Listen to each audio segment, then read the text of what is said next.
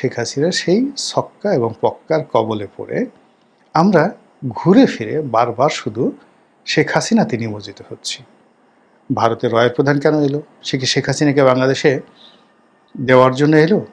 এটা নিয়ে আমরা একটা কল্পনার ফানুস তৈরি করছি।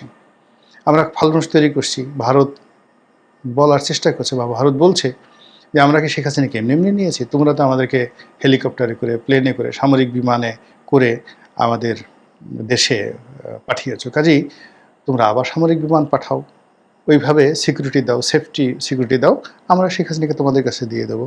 এই ধরনের কোনো কথা ভারত বলেনি, কিন্তু আমরা বানিয়ে বানিয়ে এই কথাগুলো কিন্তু বলছি। এবং ভারত থেকে যখনই কোনো লোক আসছে, আমরা বলার চেষ্টা করছি যে ওই যে লোকটা যে আসছে সে মূলত শেখ হাসিনা বাংলাদেশে কিভাবে আসবে, নিরাপদে থাকবে, এই সমস্ত বিষয়ে আলোচনা করার জন্য সে আসবে।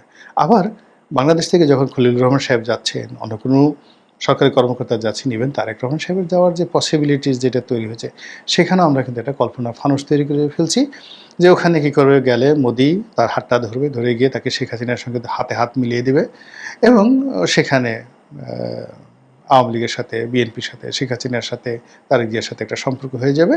হায় হায় হায়, কী হবে?